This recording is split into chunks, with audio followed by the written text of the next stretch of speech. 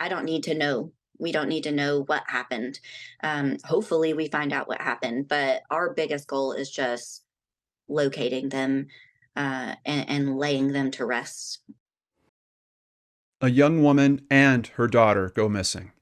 And as you could hear from her sister Casey, things are not looking good. It's been 19 years since they disappeared, and the family is still looking for answers. It's time to turn on the searchlight for Jennifer and Adrianna Wix.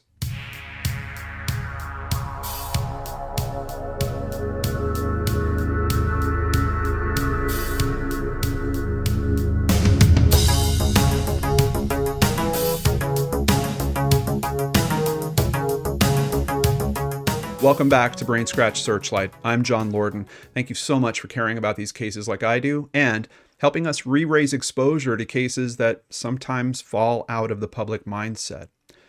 Jennifer K. Wix was born to Kathy Nail and Michael Wix on August 16, 1982, and was the oldest of three girls. Jennifer loved animals, and the zoo was one of her favorite places to visit. She graduated in the year 2000 from White House High School in White House, Tennessee, a community about 20 miles north of Nashville.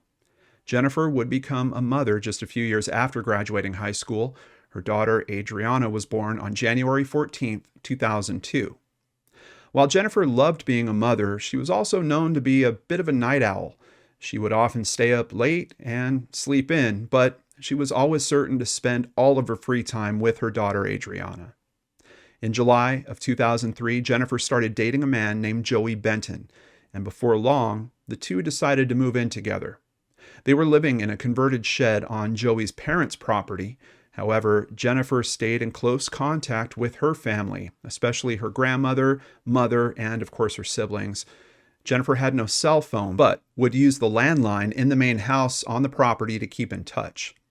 Her mother, Kathy, remembers that the young couple had a turbulent relationship, one that saw its share of violence. Reportedly, one evening an argument began that ended with Joey pointing a gun at Jennifer and Adrianna. That was all that Jennifer could take. She took Adrianna and moved back home to live with her grandmother. Jennifer's mother was living and working in Las Vegas at the time, but decided to quit her job and move back home to Tennessee to help her daughter and granddaughter. Now, Jennifer didn't like leaning on her family in this way, and with no job, she really felt like she was being a burden. Unfortunately, this would lead her to choosing to move back in with Joey on his parents' property. The relationship seemed to pick right back up where it had left off. The night of Wednesday, March 24th, 2004, Jennifer called her mother. Kathy could hear that both she and Adrianna were very upset. This time, Jennifer had fought with Joey and his family after his mother complained that Adrianna cried all the time. Kathy did her best to soothe her daughter and told her that she would come to get her, but Jennifer said no. She wanted to stay and work things out. The following morning, at 11 a.m., Jennifer called her father, Michael Wix. She and Joey had yet another fight, and now she was worried about living with the Bentons. She vented to her father, and things seemed to calm down after they spoke for a bit. She told her father that she was looking forward to seeing him that following Sunday. Jennifer's aunt got a call from her that day as well, pretty much a similar conversation. Her aunt also offered Jennifer a place to go if she needed it, but again she declined. No one heard from Jennifer over the next few days, but that wasn't necessarily unusual. She would often go a few days without talking to her mother, but never more than that. However, one person she spoke to much more regularly was her grandmother. On the 27th, her grandmother called Kathy to say that she felt like something was wrong. She hadn't heard from Jennifer in a few days. Kathy called other relatives to see if they had spoken to Jennifer, and she found out that none of them had. For some time, the family was even unable to reach Joey, but he did eventually call them back. He claimed that on the 25th, Jennifer left their house with a friend that he didn't know, and she never returned. Feeling something was off about all this, Kathy called the police, and she reported Jennifer missing. When deputies questioned Joey, his story seemed to change. Initially, he gave them the same story that he had told Kathy, but in a later statement that was noted in a police report, he said that on the 25th, he and Jennifer had yet another fight, and that evening, she asked Joey to take her to a grocery store in Cross Plains. Cross Plains is in Robertson County, Tennessee, the same county where they were living, so that's not necessarily odd. But when they arrived at the grocery store, it was closed. So she asked Joey to take her to an Exxon gas station near exit 112 off of Interstate 65. After dropping off Jennifer and Adrianna, he said that he pulled across the street and he waited 5 to 10 minutes to make sure that they were okay. That's when he saw a white, four-door, 1990s Ford Mustang pull in and pick them up. Now, while there is talk of a four-door Mustang possibly being released in 2024, to date, all Mustangs only have two doors, especially ones of that era. So Joey is also apparently a Mustang enthusiast, and he likely would have known that. So this leads many to be suspicious about the information that he was giving to the authorities. The Benton family became upset over the discrepancy that was noted in that police report, and apparently to correct the situation, Randolph County Police actually modified the statement in the report, and it's been said that they also fired the officer who had taken the report. Jennifer's family just doesn't understand this, and for them, it only raises suspicions about that information even more. But there was more to Joey's statement. He said that the next day, on the 26th, Jennifer came to his house alone, driving the white Mustang. She asked for her tax return money, but he was unable to give it to her. You see, Jennifer had no bank account, so she had requested that her tax refund be deposited into Joey's parents' account, and they weren't home during that time. She then collected up hers and Adrianna's belongings and said she would be back, but Joey says that he never saw her again. Kathy was bothered by the fact that the Bentons had her daughter's tax return money, so she asked them for it, and they wrote her a check. She didn't cash it right away, but she finally decided to put the money into a savings account for Jennifer. She went to the bank, opened the account, and tried to use that check, only to find out that the payment had been stopped by the Bentons. Over the next few months, 4 searches were conducted on the Bentons' property, with one of those including draining a pond that was on the land. It's interesting that these searches were actually voluntary on the Bentons' part, meaning that they had approved for law enforcement to come and search those areas. But interestingly, investigators say that Jennifer's personal property was actually still at the Bentons' property, except for Adrianna's diaper bag, her car seat, Jennifer's wallet, and her eyeglasses. No other signs of Jennifer or Adrianna were found in these search efforts. When Kathy inquired into her daughter's case with law enforcement, she heard that statement that we hear time and time again in stories like this, that Jennifer was an adult and could choose to leave if she wanted to. Just wait, they said, and she'll come back on her own. Well, it's over 19 years now, and Jennifer and Adrianna are still missing. Kathy has done interviews with the local media, and so has Joey. When he was interviewed by News Channel 5, he sent a message directly to Jennifer saying, "Just let us know you're okay." Now, 2013 would come about, the 10-year anniversary, and it brought a change and a dose of new hope with it. Finally, investigators were reopening the case with a new detective, and most importantly, the Robertson County Sheriff's Office reclassified Jennifer's case as a homicide. Sheriff Bill Holt stated, "We've developed some new information in the past several weeks that brings us to the conclusion that there was foul play involved. And we are pursuing that as we speak in a renewed effort between the Tennessee Bureau of Investigation and the Robertson County Sheriff's Office." What this new information exactly was has not been publicly disclosed, but it is reported that they do consider Joey to be a person of interest.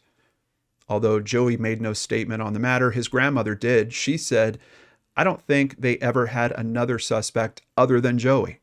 I'm sorry she went missing. Don't get me wrong. We loved that little girl. She would come up to the house and eat supper with us. So when they asked us, we let them search. We never refused. But she's not on our property. We don't know nothing about it." On Jennifer's birthday that August, people gathered at White House High School. That day, a bench was dedicated in Jennifer's honor. She would have been 31 years old that year. Kathy said, "I've thought of doing this for years now, but was hesitant. This year, I decided that it was time, and I believe that Jennifer would love it." Adorned with a picture of a horse, the inscription on it reads, "Never, never, never give up." A message that her family feels is very appropriate. They say that Jennifer was a very determined person who didn't give up easily. Kathy says, "My hope is that any one of the young people at the school who are struggling in their lives will hear Jennifer's message when they rest on her bench." Sheriff Holt would also speak to the press, renewing his request for information on Jennifer and Adrianna's case. "I strongly believe that there are persons in this community who know what happened, but who have been reluctant to come forward. We encourage our citizens to help us provide answers and closure to the family and, as circumstances warrant, justice to these two young persons who chose to live in our area." In December of 2021, the National Center for Missing and Exploited Children worked with Jennifer's family to create an age-enhanced image of what Adrianna would look like today. Because she was only 2 years old at the time that she disappeared, her appearance would have changed considerably. In the photo, she is shown at 19 years old. They hope that with social media, the picture may help find her and bring her home. If she is alive, there's a strong chance that she might not even know that she's a missing person. As of February 2023, a new detective has taken over this case and is in the process of reviewing everything and conducting new interviews. When Kathy and her daughter Casey Robertson met with the detective, they were assured that he was bringing decades of experience to the table and had solved other cold cases as well. They are excited and hopeful that their case will be closed soon. Casey, Jennifer's sister that we saw at the start of today's video, said, "After 19 years, you lose a little bit of faith in not just the people who are working on it for you, but the faith and the hope that you'll ever get answers." So for my mother to sit beside me the other day and see the spark and their eyes light up like that was huge. Today, Jennifer's family continues to fight for her and Adrianna. Kathy now has some help from Jennifer's sister, Casey, who is shifting some of the responsibilities onto her own shoulders with all of this. Casey has set some new goals. She's looking to encourage the public to share Jennifer's case through social media, and she hopes to raise money for a mural of Jennifer and Adrianna so that new people will see it and learn about their story. Unfortunately, Jennifer's father has passed away, never knowing what happened to her and Adrianna. Every year, on Jennifer's birthday, the family still gets together to remember her and Adrianna and renew their hope that every day that passes is one day closer to them being found. At the time of her disappearance, Jennifer stood between 5'4" and 5'6" tall, and she weighed somewhere around 130 pounds. Her eyes are brown, and her hair is also brown. However, Jennifer had red highlights in it at the time of her disappearance.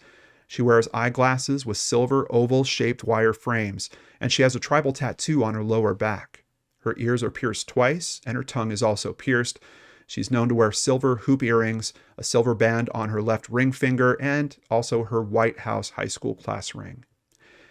Adrianna was only 2 years old when she disappeared, but we do have the age-enhanced photo of her here.